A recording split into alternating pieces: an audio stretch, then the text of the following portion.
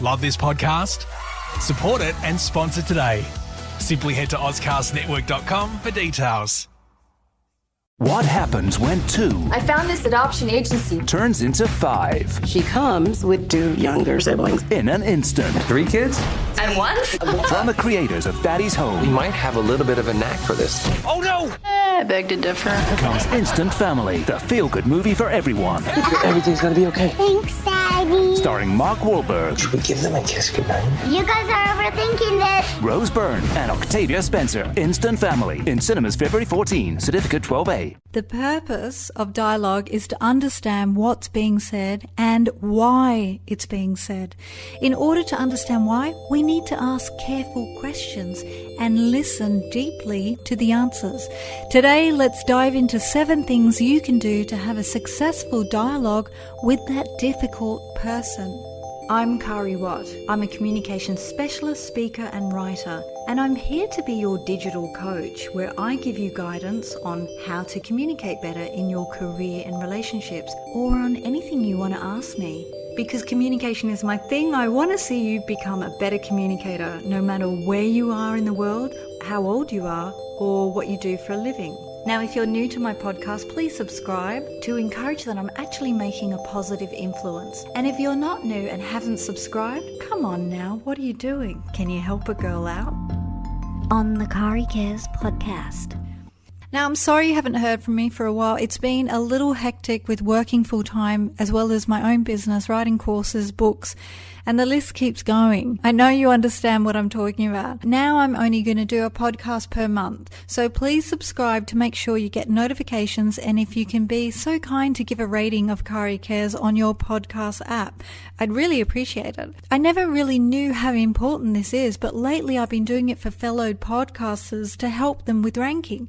And remember, I will cover business-related topics further down the track, and we will talk about SEO and ranking on Google and all of that, and why it's really, really important. I have covered 4 out of 5 different ways to have a conversation. In podcast 12, we covered dictate, where one person tells you what to do. We don't like being dictated to.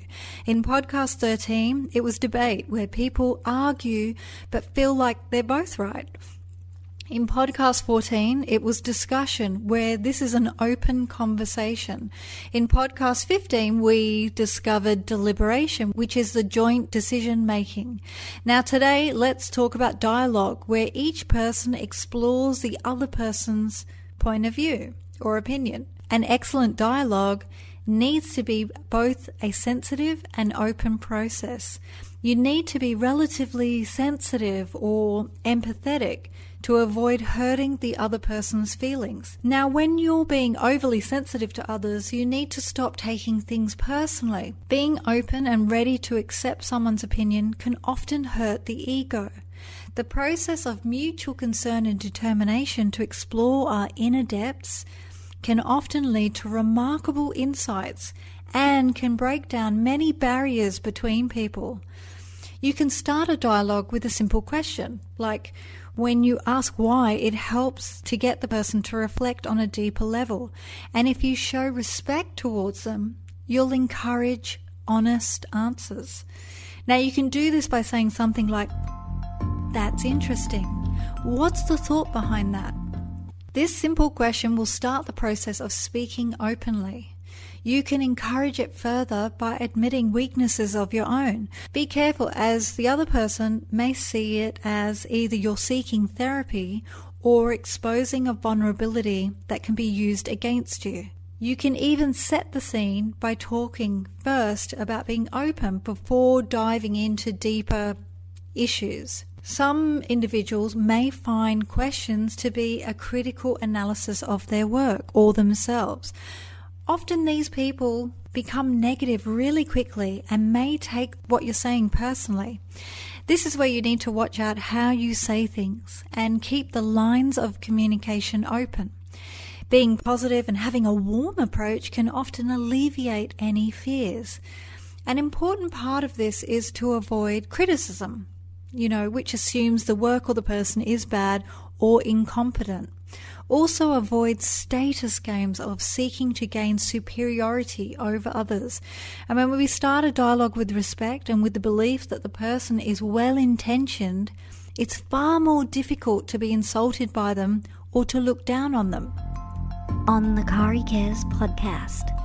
Here are 7 things to help with your dialogue session. Number 1, ask what's on their mind at that moment. Number 2, ask about how they're feeling and what seems to be the cause of these emotions. Number 3, ask what their thoughts are about something and how they came to their conclusion. Number 4, ask how they think about you or the situation and why they hold these views. Number 5, remember to accept their views are valid, even if they're critical or in your view seem wrong. This doesn't mean their point of view is true, it's simply their perspective. For example, oh, that's interesting. I can see how you could see me as being focused on a limited area. Perhaps I've been in certain circumstances. Then you can continue the conversation with your point of view. Number 6, seek the underlying beliefs, models, and other mental structures that they use. Number 7, when you theorize about their thinking process, test it with them. For example, you said you're opposed to expansion. How does it make you feel uncomfortable? Now, I've got a great quote by Truman Capote, who said, "A conversation is a dialogue, not a monologue." That's why there are so few good conversations. Due to the scarcity, 2 intelligent talkers seldom meet. I love that saying. On the Kari Cares podcast. Did you know that dialogue comes from the 2 Greek words dia, meaning through, not to, and logos, meaning words? So dialogue is about communicating through words. It makes sense, doesn't it? It doesn't mean 2 people talking, and in many ways Socrates was the first known active individual of dialogue because he questioned and challenged rather than just stating facts. Now, many of us wear protective masks socially and to protect our vulnerable inner selves. Exposing the real person behind the mask is not something we do lightly, and certainly not if we suspect the other person may take advantage of our vulnerable state or turn it against us. Even more so than discussion, a dialogue is based in respect, because without respect, trust dies, and without trust, we are unlikely to admit fault, let alone show vulnerability or uncertainty. Now, respect comes from accepting the other person as a normal, fallible human. We're all human, right? We all have faults. It doesn't expect perfection. It also comes from self-respect, where you can interact with others without feeling inferior or threatened. For dialogue to take place, status must be forgotten. It's not about being better than the other person, it's being on equal terms with them. You must sit together as equals. Now, replacing concerns for superiority with the concerns for the well-being of the other as you explore each other's minds. A dialogue can take place at different levels. At a gentle depth, we may admit to unimportant errors and give logical reason for our actions. Deeper in, we may admit fears. Lower still, there could be talk of life traumas.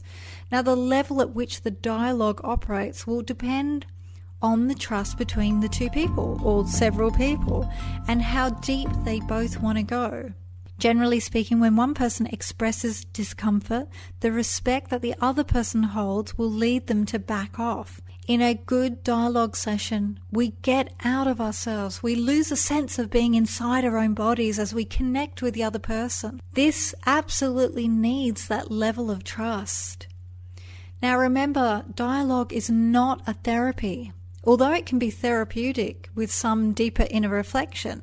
In therapy, there is a doctor-patient relationship where one person is bearing their soul and the other person is making adjustments. When a person confides in another through conversation, the second person offers advice where both are in a state of personal openness. Now, most of us could really benefit from more dialogue in our lives, where its intensity may be exhausting, but it can also be invigorating and deeply satisfying. Dialogue often deepens relationships as we truly understand not just the other person, but humanity on a whole as well. We can also gain deep insights on our own life, and these elements can be truly healing.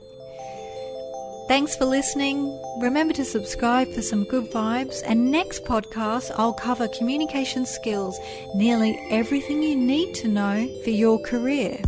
Thanks for listening. Please subscribe for some good vibes, and because it's free. Give this away. Share it with friends or colleagues who could use a little help. Give it to them because they can listen to it privately, and it may significantly change the outcome of their lives. See you next time, because communication is my thing and now it's your thing. Well, I hope it's your thing. I hope it becomes your thing. Is it your thing? On the Kari Cares podcast. Love this podcast? Support it and sponsor today. Simply head to AuscastNetwork.com for details.